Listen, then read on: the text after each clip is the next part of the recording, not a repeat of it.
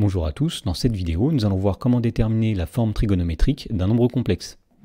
Dans l'exemple, on nous demande de déterminer la forme trigonométrique de chacun des nombres complexes suivants.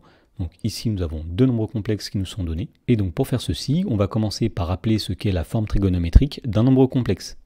Alors, si z est un nombre complexe non nul, si r est le module de z et si θ est un argument de z, alors z est égal à r multiplié par cosinus de θ plus i fois sinus de θ. Et donc cette écriture s'appelle une forme trigonométrique de z.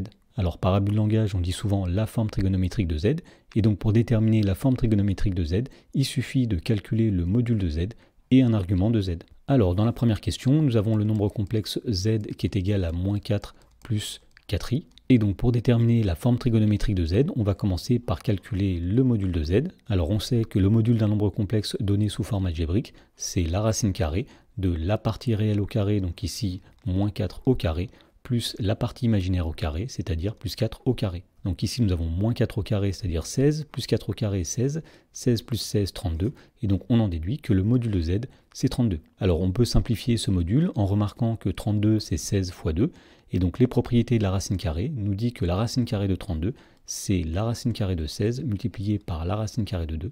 Autrement dit, le module de z, c'est 4 racines carrées de 2. Ensuite, nous allons déterminer un argument du nombre complexe z, et on va dire soit θ un argument de z. Et donc pour déterminer θ, nous allons utiliser deux formules. La première formule dit que le cosinus de θ, le cosinus de l'argument, c'est la partie réelle de z divisée par son module. Donc ici nous allons avoir moins 4 divisé par 4 racine carrée de 2.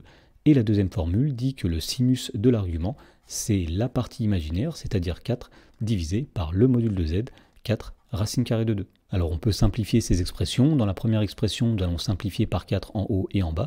Il va rester moins 1 sur racine carrée de 2. Et en multipliant au numérateur et au dénominateur par racine carrée de 2, on obtient en haut moins 1 fois racine carrée de 2, c'est-à-dire moins racine carrée de 2. Et en bas, nous allons faire racine de 2 fois racine de 2, c'est-à-dire 2. Et donc de la même façon, dans sinus de θ, on peut simplifier par 4. Et on trouve ici 1 sur racine carrée de 2. Et en multipliant au numérateur et au dénominateur par racine carrée de 2, on trouve que sinus de θ, c'est racine carrée de 2 sur 2. Voilà, donc ici nous avons le cosinus de θ et le sinus de θ, et donc on va pouvoir en déduire θ grâce aux valeurs remarquables du cosinus et du sinus. Donc on peut utiliser le cercle trigonométrique, et tout d'abord, on sait que l'angle π sur 4 eh bien, a un cosinus qui est égal à racine carrée de 2 sur 2, et un sinus qui est égal à racine carrée de 2 sur 2. Et donc à partir de ceci, nous allons pouvoir en déduire θ. Alors le cosinus de θ, c'est moins racine carrée de 2 sur 2. Donc ici, nous allons prendre un cosinus qui est opposé. Donc on va être situé ici.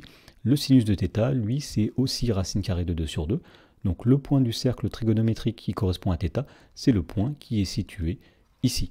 Et donc on voit que l'angle associé, ce sera 1 fois π sur 4, 2 fois π sur 4, 3 fois π sur 4. Et donc on en déduit qu'un argument de z, c'est-à-dire θ, eh bien c'est 3π sur 4 modulo de π. Voilà, donc maintenant que nous avons le module de z et un argument de z, nous allons pouvoir donner la forme trigonométrique de z. Et donc d'après le rappel, on va dire que la forme trigonométrique de z, eh bien ce sera z égale, donc tout d'abord le module de z, c'est-à-dire 4 racine carrée de 2, multiplié par le cosinus d'un argument de z, c'est-à-dire le cosinus de 3π sur 4, plus i fois le sinus d'un argument de z, c'est-à-dire sinus de 3π sur 4. Dans la question numéro 2, on demande de déterminer la forme trigonométrique du nombre complexe z qui est égal à 2 racines carrées de 3 moins 2i. Donc là encore, pour avoir la forme trigonométrique de z, il nous faut le module de z et un argument de z. Alors commençons par calculer le module de z, et on va dire que le module de z, c'est la racine carrée de la partie réelle au carré, c'est-à-dire 2 racines carrées de 3 au carré, plus la partie imaginaire au carré, c'est-à-dire moins 2 au carré. Ensuite, on va dire que 2 racines carrées de 3 au carré, c'est 2 au carré, c'est-à-dire 4, multiplié par racine carrée de 3 au carré, c'est-à-dire 3. 4 fois 3, ça va donner 12. Plus moins 2 au carré, moins 2 fois moins 2, ça va donner 4. Et donc le module de z, c'est la racine carrée de 12 plus 4, c'est-à-dire la racine carrée de 16.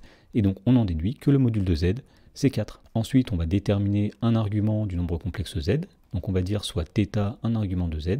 Donc pour déterminer θ, on va tout d'abord utiliser la formule qui dit que le cosinus de θ, c'est la partie réelle de z, c'est-à-dire 2 racine carrée de 3 divisé par le module de z, c'est-à-dire 4.